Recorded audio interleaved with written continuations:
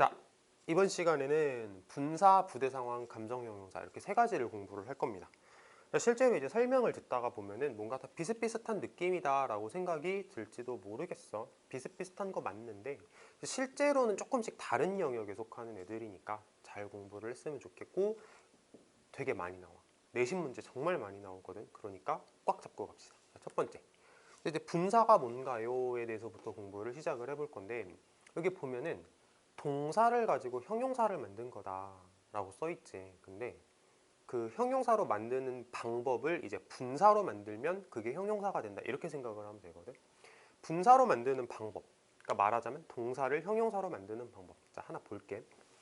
우리가 되게 많이 알고 있는 make라는 동사를 가지고 이제 형용사인 분사로 어떻게 바꾸면 되냐면, 첫 번째는 ing를 붙이면 됩니다. 이렇게 making.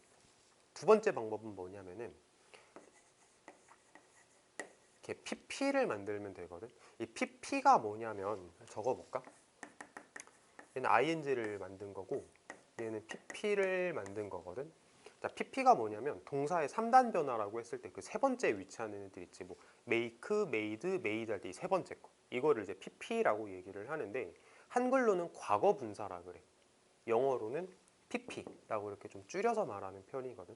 근데 이제 나는 보통 pp라고 얘기를 해. 과거 분사라고 잘 얘기는 안 하는데, 아무튼 이렇게 ing를 붙이거나 pp 형태를 만들면 이제 분사가 됐구나, 그래서 형용사가 됐구나 라고 얘기를 하는구나, 이렇게 받아들이면 좀 될 것 같아. 자, 근데 여기서 특징을 조금 얘기를 해볼게. 여기다 다시 적어볼게. 형용사의 형태로는 ing 형태로 만드는 게 있고 pp의 형태로 만드는 게 있다. ing, pp, 분사, 종류 두 가지, 이렇게 기억을 하면 되는데, 얘는 기본적으로 능동의 성격이고 얘는 수동의 성격이다 라고 이해를 했으면 좋겠어. 자, 능동하고 수동은 아마 이거 보는 사람들은 다 알 것 같아. 알지? 능동은 하는 거고 수동은 당하는 거야. 능동은 하는 거고 수동은 당하는 거야. 알겠지? 근데 한글을 말하는 우리 입장에서는 이게 간혹 이해가 잘 안 되는 경우가 발생할 수도 있어. 근데 영어에서는 능동하고 수동을 정말 엄격하게 구별을 해야 되거든. 한글은 그렇게 엄격하지 않아. 근데 영어는 능동과 수동 구별이 엄청 엄격해. 그래가지고 우리가 앞으로 능동, 수동 이거 얘기를 정말 많이 하게 될 거고 문제로도 많이 만나게 될 건데, 능동, 수동을 우리가 판단을 함에 있어서 정말 중요한 게 뭐냐면은 누구 입장에서 능동이고 누구 입장에서 수동이냐, 이거 생각하는 게 정말 중요하거든. 그래서 내가 위에다가 이렇게 입장 차이라고 적어 놓은 게 그거라고 생각하면 돼. 누구 입장에서 능동이냐, 누구 입장에서 수동이냐, 이거를 구별할 줄 알아야 되거든. 그래서 그거를 차분하게 풀어볼 테니 잘 들어봅시다. 자, 일단은 분사는 형용사라 그랬잖아. 그러면 형용사는 명사를 수식하는 역할을 하거든. 다시 말하자면 이 분사가 명사를 수식할 거래. 그러면 이 명사가 기준점이 되어서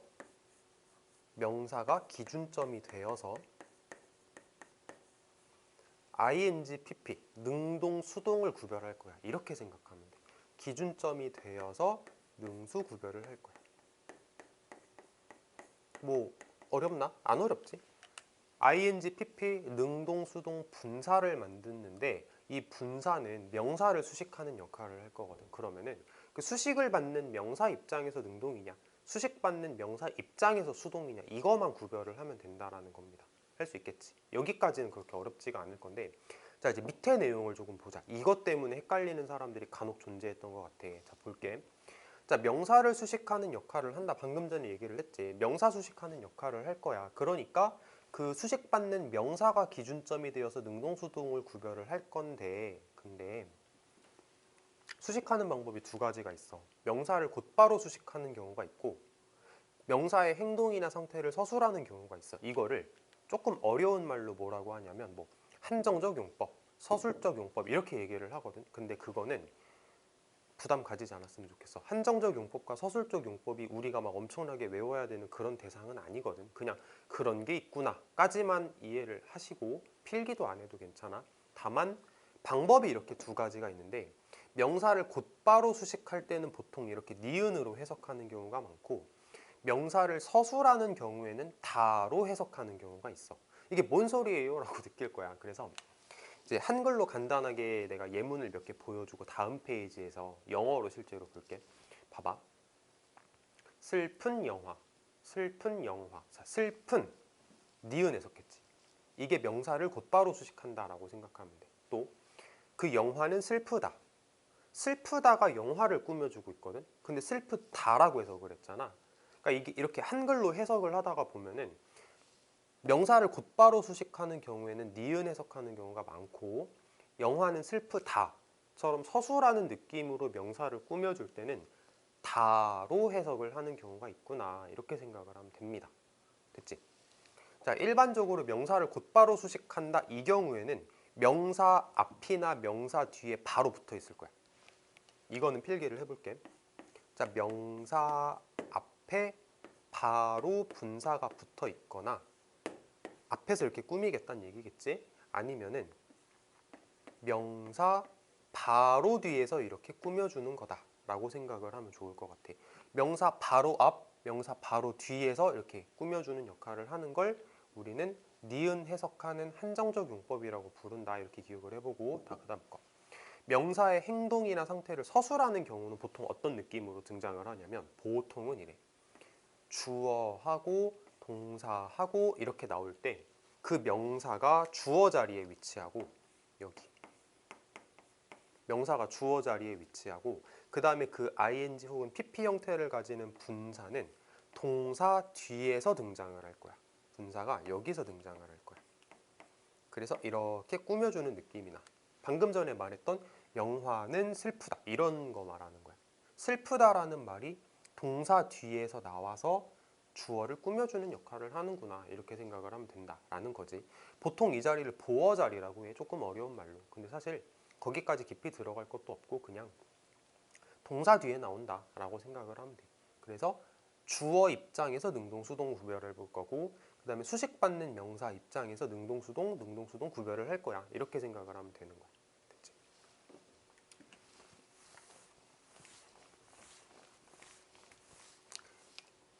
그래서 실제로 이제 종류 보고 나서 예문을 볼 거야. 자, 종류를 봅시다. 방금 전에 필기했던 내용이긴 한데 하나만 더 추가를 해서 디테일하게 얘기를 해보자. 자, ing 분사는 능동이라고 해. 능동. 그리고 해석할 때는 보통은 하는이라고 해석을 합니다. 근데 하는 이렇게 니은 받침 들어가는 거는 방금 전에 말했던 서술적 용법의 경우에 해당되겠지. 만약에 한정적 용법에 해당되겠지.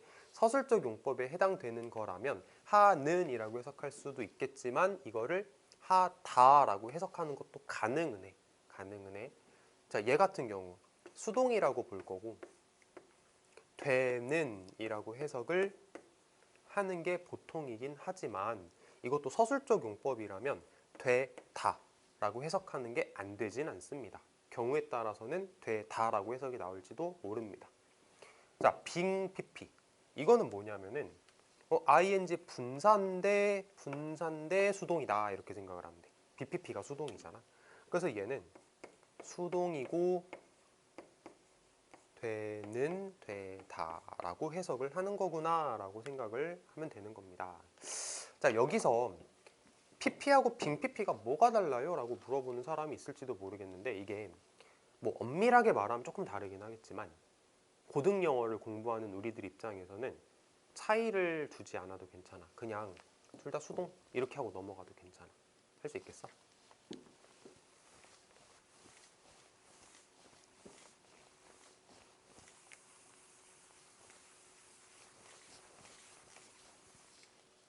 자, 이제 실제로 예문을 봅시다. 첫 번째 거. A chair made of wood by the man. 이거는 천천히 해볼게. 처음 하는 거니까. 의자야. 어떤 의자냐면 보통 수식할 때는 괄호를 많이 쳐. 이래야 보기가 편하거든. 어떤 의자냐면 그 사람에 의해서 나무로 만든 의자야. 이렇게 해석을 하겠다는 거야. 그러면 얘는 이제 앞에 페이지에서 우리가 얘기를 했던 바로 수식하는 거야, 서술하는 거야? 바로 수식하는 거지? 바로 수식하는 거. 해석도 어떻게 했어? 남자에 의해서 나무로 뭐 만들어진 의자 이렇게 갔단 말이야. 그치? 이럴 때는 수식을 받는 명사 입장에서 능동이냐 수동이냐를 생각을 해보자라고 했던 거 기억나지? 그러면 의자 입장에서는 만드는 걸 당했으니까 수동이네, PP 맞다 이렇게 가면 되는 거였어. 자, 밑에 거 봅시다. The man making a chair. 뭐 해석하는 게 많이 어렵진 않을 것 같은데 이렇게 나와. 남자인데 의자를 만드는 남자야 이렇게 해석이 되거든. 의자를 만드는 남자. 그러면은 이 남자라는 명사가 수식을 받고 있으니까 이 남자 입장에서 만드는 걸 하냐 당하냐를 생각을 하면 되겠지. 남자 입장에서 하냐 당하냐를 생각하면 된단 말이야. 근데 남자 입장에서는 만드는 걸 하니까 능동 ing 잘 썼네, 맞았어 이렇게 가면 된다라는 거지. 됐어? 자, 밑에 거 보자. 조금 어려울 거야 이제부터. 조금. 자, used paper cup이면은 사용되어진 종이컵이거든. 그러니까 쓰고 남은 종이컵 정도로 이해를 한번 해보자. 종이컵이라고 할게. 자, 종이컵은 should 뭐 해야 되냐면 재활용해야 돼 이렇게 해석을 할 거거든. 자, 근데 모양을 잘 봐봐. 모양이 어떤 모양이냐면, 자, 쓰고 남은 종이컵은 재활용해야 돼 이렇게 해석을 하는 문장인데 모양 자체가 우리가 아까 말했던 다지. 다 동사 뒤에서 종이컵은 재활용해야 된다 이렇게 서술하는 느낌으로 가는 거잖아. 이럴 때는 누구 입장에서라고 얘기를 했지? 주어 입장에서. 주어 입장에서. 자, 그러니까 종이컵 입장에서 재활용을 해야 될까요? 재활용되어야 될까요?를 물어보는 문제라고 생각하면 되고 굉장히 쉽지. 재활용되어야 하는 거지. 이렇게 대답할 수 있으면 돼. 또 밑에 거. 이제 좀 헷갈릴 거야. 점점 헷갈릴 거야. 자, we should be recycled the used paper cups. 자, 이거를 해석을 간단하게 해보면 우리는 재활용해야 돼, 돼야 돼, 해야 돼, 돼야 돼. 뭐를? 사용되어진 종이컵을. 자, 뭐가 보여? 뭐가 보여? 주어, 동사. 아, 그럼 얘는 뭐야? 능동, 수동인 건 알겠는데 서술하는 느낌으로 사용되어진 분사지. 그치? 서술적 용법이라고 하는 분사란 말이야. 이럴 때는 주어 입장에서 능동수동을 고르는 거다 라고 얘기를 했었어. 자, 주어인 우리들은 재활용을 해야 돼, 되어야 돼. 우리가 재활용되면 어떻게 해? 재활용해야 되는 거지. 그러니까 ing가 답이구나 이렇게 생각을 하면 됩니다. 근데 너무 어렵게 생각할 건 없고 그냥 언어 감각이 조금이라도 있는 사람은 사실 해석만 해봐도 금방 알 수 있다. 자, 다시 봐봐. 첫 번째 거. 사용되어진 종이컵은 재활용해야 됩니다. 되어야 합니다. 되어야죠. 뭐 굳이 고민을 해요. 재활용 되는 게 맞죠. 그렇게 할 수 있으면 아주 좋아. 그게 정말 베스트라고 생각해 나는. 자, 밑에 것도 봐봐. 우리는 재활용을 해야 됩니다. 재활용되어야 합니다. 종이컵을. 재활용해야지. 당연한 거 아니야? 그렇게 생각하면 정말 잘하는 거야. 근데 만약에 그게 안 될지도 모르는 사람이 존재할지도 모르니까, 안 되는 사람이 존재할지도 모르니까 원칙을 얘기를 해주는 거야. 이렇게 동사 뒤에서 능동수동 물어보는 분사가 나오면 그럴 때는 주어 입장에서 하는 거다 이렇게 원칙을 만들어 준 건데 아주 자연스럽게 할 수 있으면 그냥 그렇게 하면 돼. 그게 더 좋아 내가 볼 때는.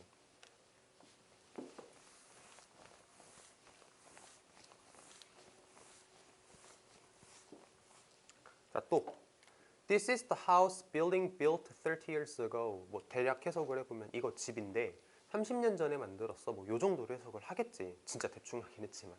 자, 근데 이거는 어떤 모양이냐면 집이야. 어떤 집이야? 30년 전에 만들어졌어. 30년 전에 만들어진 집이야. 이렇게 갈 거야. 그러면은 얘는 서술하는 느낌이 아니고 명사를 바로 꾸미는 느낌인 거지. 한정적 용법이라고 해 이럴 때는. 그래가지고 능동이냐 수동이냐를 구별할 때 수식받는 명사 입장에서 집 입장에서는 지어졌으니까 수동이다. 이렇게 가자고. 자, 또 밑에 거. 뭐가 보이냐면 자, 이렇게 주어가 보이고 동사가 보인다. 그리고 나서 능동수동이지. 그럼 어떻게 한다? 주어 입장에서 한다. 그치? 이 집은 사회적인 목적을 위해서 지어졌어. 집은 지어졌어. 수동. 이렇게 가면 된다라는 거야. 그래서 위에 거 같은 경우는 명사를 바로 수식했고 밑에 거 같은 경우는 서술하는 느낌으로 해석이 됐다. 이런 것까지도 볼 줄 알면 더 좋겠다는 거지. 자, 또 밑에 거. We are planning plan the project. 자, 이게 보입니까? 주어, 동사, 그리고 능동수동. 보이지? 보이지? 자, 그럼 여기서 이제 봐봐. 누구 입장에서? 주어 입장에서. 자, 우리는 프로젝트를 계획하는 거야? 우리가 계획되는 거야? 하는 거야. 능동. 하나도 안 어렵지. 자, 밑에 거. A project planning planned by us looks interesting. 자, 이건 어떻게 갈 거냐면 프로젝트인데 이렇게 가볼까? 우리에 의해서 계획된 프로젝트는 흥미로워 보입니다. 이렇게 해석을 할 건데 얘 같은 경우는 명사를 곧바로 수식해주고 있지. 한정적 용법이라고 하겠지. 자, 그럼 수식받는 명사 입장에서 프로젝트 입장에서 계획되었지, 그치? 그래서 얘가 정답이다 라고 가면 돼. 우리들에 의해서 계획된 프로젝트는 흥미로워 보입니다. 이렇게 가자라는 겁니다. 할 수 있겠어?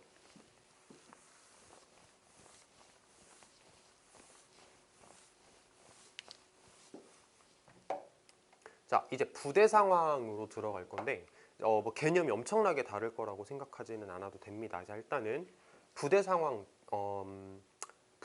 뭔지부터 설명을 해야겠지. 모양은 이렇게 생겼어. with 목적어, 목적격 보어. 여기서 목적어, 목적격 보어가 뭐예요? 라고 생각을 하는 사람이 있을지도 모르니 그냥 이렇게 생각해도 괜찮아. with 뒤에 자, 덩어리가 하나 나오고 덩어리가 하나 더 나왔어. 이렇게 생각해도 괜찮아. with 뒤에 덩어리 하나, 둘 이렇게 나왔을 때의 모양을 이제 우리가 부대 상황이라고 얘기를 하는 거고 부대 상황은 어떨 때 쓰는 거냐면 동시에 일어나고 있는 상황을 설명할 때라고 생각하면 돼. 이렇게만 보면은 이게 잘 와닿지가 않는 사람이 있을지도 몰라서 하나 더 적어볼게. 이렇게 생겼어 사실은.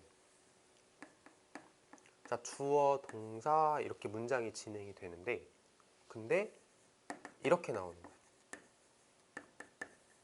그럼 이게 어떤 느낌이냐면 자, 주어가 동사한다라는 상황이 하나가 제시가 됐어. 상황이 하나가 제시가 되고 자, 그 상황과 함께 얘가 이 행동을 합니다 하면서 두 번째 상황이 제시가 된다라고 생각하면 돼. 그래서 얘하고 같이 가고 있는 거야. 동시에 일어나고 있는 거야. 이거를 말하는 게 부대 상황이야. 그래서 부대 상황은 보통 해석할 때 어떻게 하냐면 뭐뭐 한 채로 이렇게 해석해. 뭐뭐 한 채로 어떻게 하는 거냐면 얘가 이거 하는 채로 주어가 동사한다. 얘가 이거 하는 채로 얘가 이거 하는 채로 얘가 이거 하는 채로 이렇게 해석을 많이 해. 그래서 이거를 이제 동시에 일어나고 있는 상황 두 개를 딱딱 보여줄 때 쓰는 어법을 그런 문장 구조를 부대 상황이라고 하는구나 라고 받아들이시면 되고요. 자, 우리가 지금 공부할 건 뭐냐면은 이거 지워도 괜찮겠지? 우리는 뭘 공부를 해야 되냐면 이제 여기에서 나올 수 있는 것들에 대해서 공부를 할 거거든. 뭐가 나올 수 있냐면 뭐 여러 가지가 나올 수 있는데 ing, pp가 나올 수도 있고 아니면은 형용사가 나올 수도 있고 아니면은 전치사 플러스 명사, 전명구라고 하기도 하고 뭐 전치사구라고 하기도 하거든. 이런 애들이 나올 수 있어. 대표적으로. 근데 우리는 그 중에서 이거 공부할 거야. 밑에 거 가지고 어법 문제는 잘 안 내거든. 어법 문제 낼 거리가 없어서 그런데 보통 어법 문제가 여기서 나온단 말이야. 이게 안 된다는 게 아니야. 되긴 되는데 해석하다 보면 가끔 볼 건데 실제로 어법 문제로 낼 수 있는 거는 이 부분이다 라고 생각을 하면 되고 능동수동이잖아. 그치? 그럼 능동수동이면 기준점이 있어야 된다 그랬잖아. 누가 기준점일까? 누가 기준점이냐면 얘가 기준점이야. 얘가 기준점이 되어서 능동을 쓰냐 수동을 쓰냐를 결정한다라고 생각을 하면 돼. 자, 다시 원점으로 가보자. 해석할 때 뭐뭐 한 채로라고 해석한다고 했지. 해석이 어떻게 될 거냐면 얘가 자 ing가 나오면 얘가 하는 채로 좀 능동의 느낌을 살려야 되고, PP가 나오면 얘가 되는 채로, 뭐뭐 되는 채로 좀 수동의 느낌을 살려야 돼. 됐지? 그래서 얘 입장에서 능동이냐, 얘 입장에서 수동이냐를 물어보는 어법 문제가 많이 나와. 그러니까 이거 딱 모양을 보고 해석할 줄 알면 되는 거고, 능동이냐 수동이냐 구별해서 어법 문제 해결할 줄 알면 사실상 부대 상황은 끝난 거다라고 봐도 괜찮아. 페이지 넘어가 보자.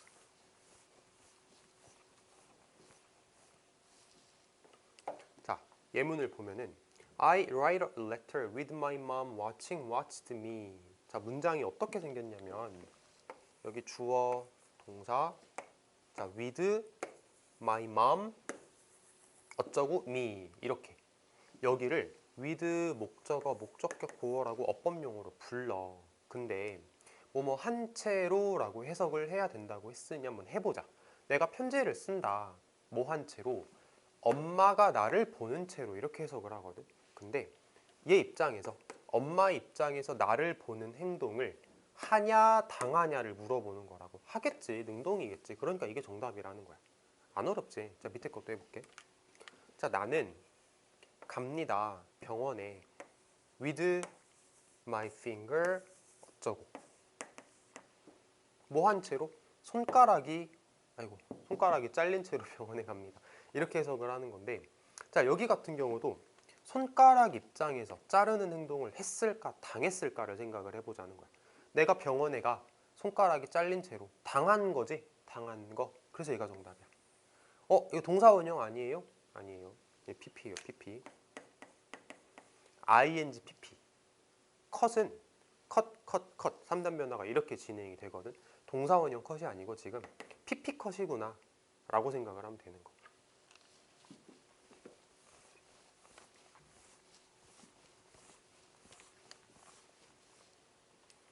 자, I was taking a walk with my dog. walked by my side. 여기 보면 자, 내가 산책을 하고 있었어. 자, with my dog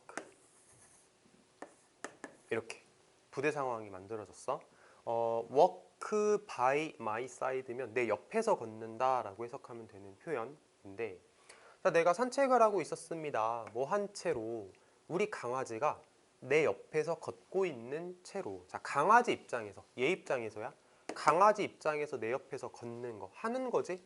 ing가 정답이라고. 자, 또 밑에 거. 이번에는 문장 구조가 살짝 다르네. 이번에는 이렇게 생겼다. 주어, 동사 하고 with 목적어, 목적격 보어. 순서만 바꾼 거야. 순서만. 어떻게 되냐면 이제 내가 춤을 추고 있었어. 뭐 하는 채로? 내 친구가 나를 보고 있는 채로 이렇게 해석을 할 거고. 자, 역시 친구 입장에서 나를 보는 거 하는 거지. 그러니까 ing가 답이라고요. 됐지요?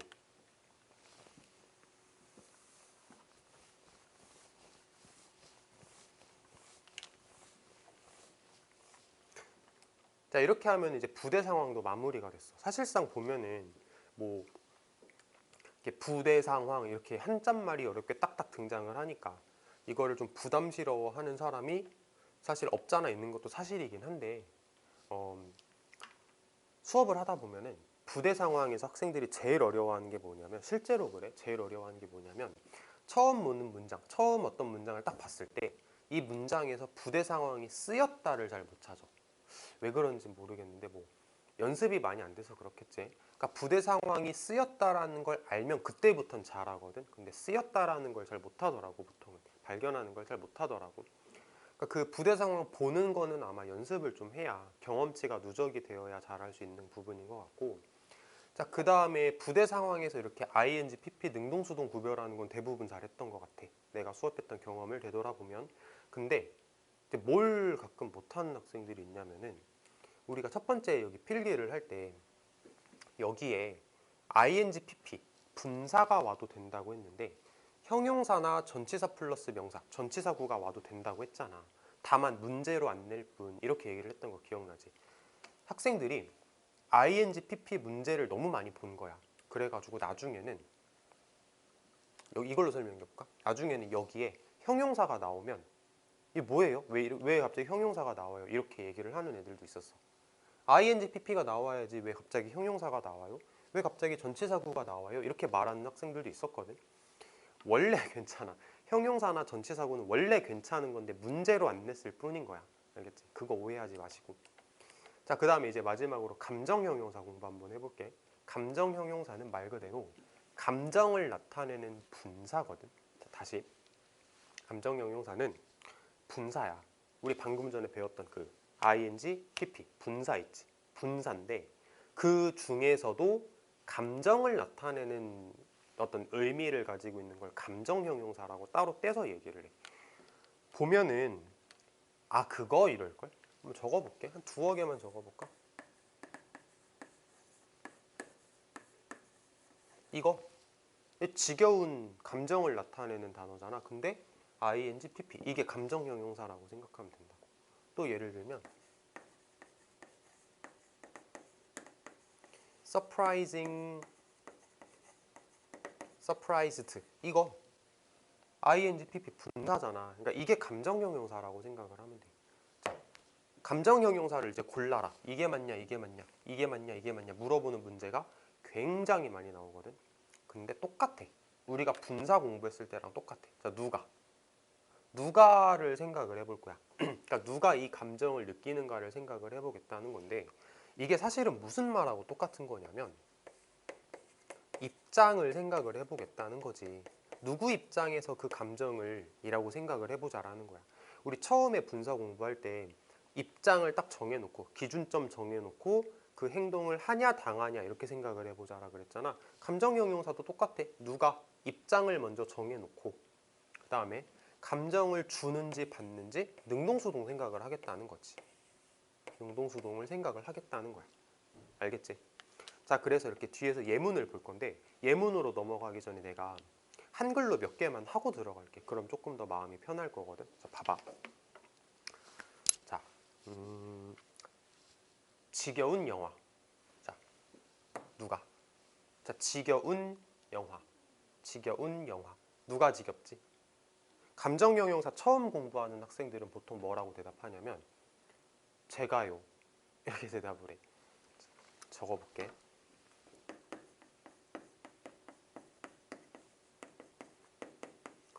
자, 지겨운 영화에서 누가 지겹냐면 내가 지겨운 게 아니야.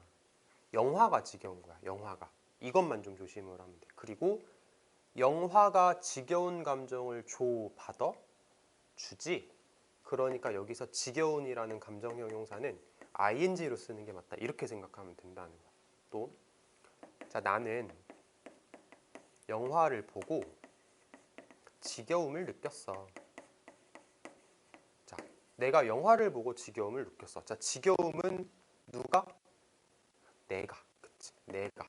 그럼 나는 지겨움이라는 감정을 준 거야? 받은 거야? 받은 거야. 그러니까 이럴 때는 pp를 쓰는 거야 라고 생각을 하면 되는 거야. 이것만 잘 알 수 있으면 돼. 자, 한 번 더 해볼게. 놀라운 광경. 놀라운 광경. 누가 놀라워? 그 광경이. 그 광경은 놀라움을 받아? 줘. 그러니까 ing라고. 됐지? 또 해볼게. 그 광경은 놀라웠다. 놀라웠다가 누구를 꾸며? 그 광경을 꾸미잖아. 그러면 그 광경이 놀라움을 주는 거야, 받는 거야? 주는 거야. 그러니까 ing야. 이렇게 풀면 돼. 재밌네. 한 번만 더 해볼까?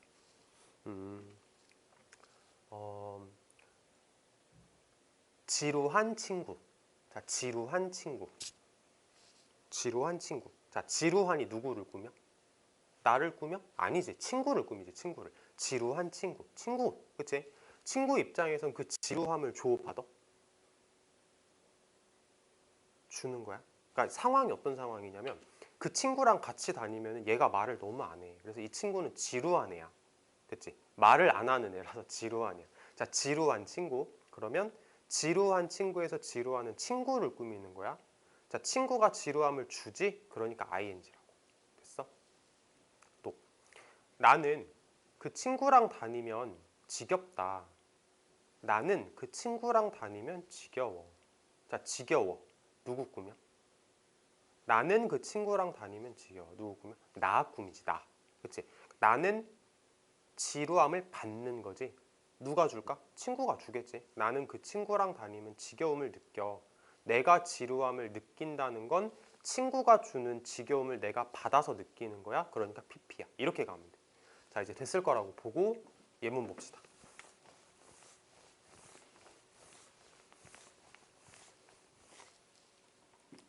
자, I was tired to work all day. 자, 나는 하루 종일 일해서 피곤했습니다. 라고 해석할 수 있는 문장인데, 자, 피곤했어. 누구? 나. 이제 나. 내가 피곤함을 주는 거야? 받는 거야? 받은 거지. 내가 피곤함이라는 감정을 이렇게 받아서 느끼는 거란 말이야. 이게 정답이라고. 자, 또 밑에 거. Sandy made her friends boring bored. 샌디가 친구들을 지겹게 만들었습니다. 뭐 함으로써? 기타를 연주함으로써. 뭐 기타를 되게 못 치거나 그럴 수 있을 것 같아. 샌디가 친구들을 지겹게 만들었어. 자, 누가 지겨웠을까? 친구들이. 친구들은 지겨움을 주는 거야, 받는 거야? 받는 거야. 그러니까 bored가 맞다고. 됐어? 자, 또 밑에 거. The movie was surprising surprised. 조금 어려운 표현이 나왔는데 in that은 뭐뭐라는 점에서라는 뜻이야. 뭐뭐라는 점에서. 자, 그래서 그 영화는 놀라웠다. 뭐라는 점에서? She was not a main character. 메인 캐릭터면 뭐 주인공 정도로 생각을 해봅시다. 그녀가 주인공이 아니었다라는 점에서 그 영화는 놀라웠다. 자, 누가 놀라웠어?